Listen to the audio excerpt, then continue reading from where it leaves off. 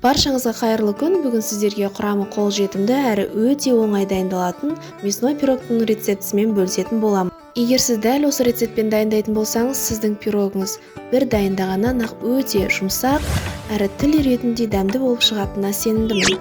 Видеоның соңына дейін менімен бірге болыңыз. Ең алдымен жұмыртқа, сары май немесе маргарин және қаймақты қосып, жақсылап массамыз біркелкі болғанша араластырып аламыз. Кейін оған 300 немесе 350 грамм ұн қосып, жақсылап жұмсақ әрі қолға жабыспайтындай қамыр елеп дайындаймыз. Мендегі маргариннің пайызы жоғары болғандықтан 350 грамм ұн қолдандым. Сіздерде одан да аз кетуі мүмкін.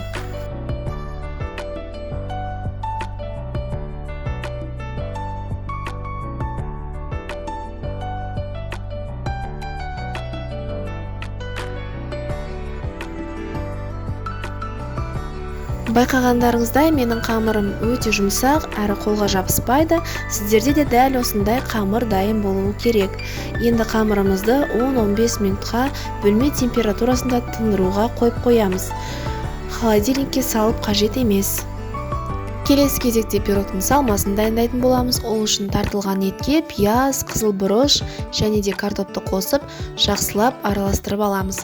Егер де сіз қызыл бұрышты ұнатпайтын болсаңыз, қоспай-ақ қойсаңыз болады, яғни бұл міндетті емес. Бірақ мен осылай қызыл бұрышпен қосып дайындағанды ұнатамын, сондықтан қосатын боламын.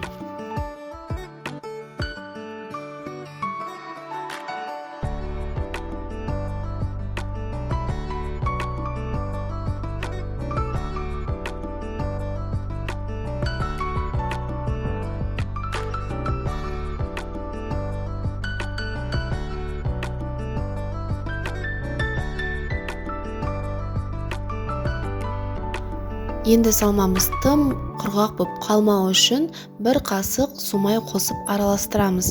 Немесе өзіңізге ұнайтын кез келген майды қоссаңыз болады.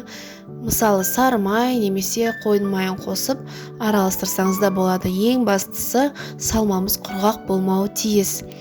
Сонымен қатар дәміне қарай бұрыш, тұз және өзіңіз қалайтын кез келген дәмдеуіштерді қосып араластырсаңыз болады.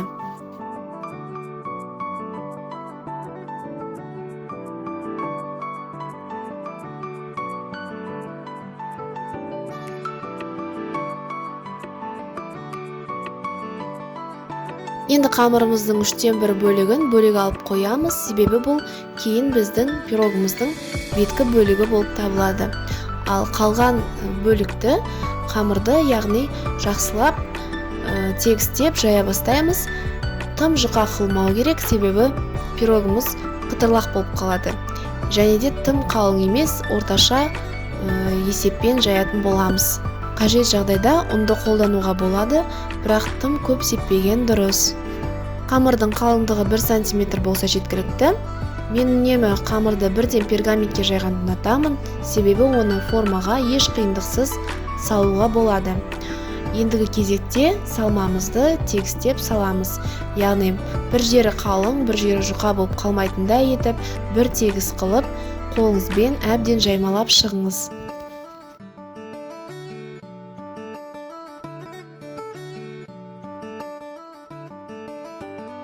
Салмамызды тегістеп жайып алғаннан кейін қамырдың қалған бөлігін жайып пирогтың бетін жабатын боламыз.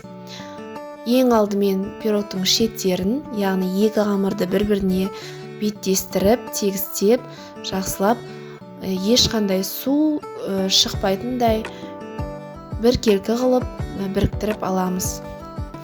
Дәл осы сәтте мұқият болыңыз, себебі пісу барысында пирогтың ішіндегі еттің, картоптың сөлі сыртқа ағып кетпеуі керек. Сондықтан пирогтың жан-жағын жақсылап біріктіреміз, жақсылап жабамыз. Содан кейін өзіңізге ыңғайлы тәсілмен өре бастаймыз. Менің тәсілім дәл осылай шымшып өру болып табылады. Ең оңай тәсіл, сізге ұнаса, осылай жасап көріңіз. Келесі этапта пирогымыздың бетіне жұмыртқаның сарысын жағып шығамыз.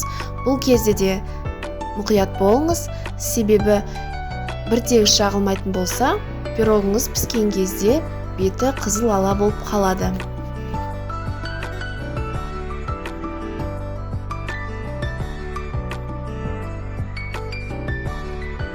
Соңғы штрих пирогты әсемдейміз.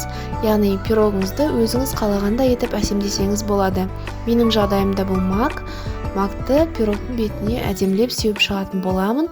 Егер де сіздің қолыңызда кунжут болса, мак пен кунжутты кезек-кезек сеуіп шықсаңыз да өте әдемі болып шығады.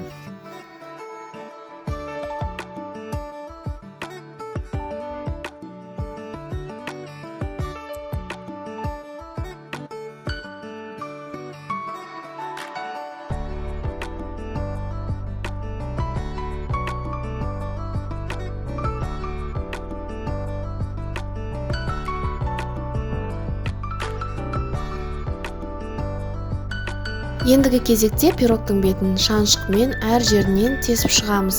Себебі пісу барысында пирогтың беті томпайып, өз формасын жоғалтуы мүмкін. Сондықтан осылай шаншқымен тесу міндетті.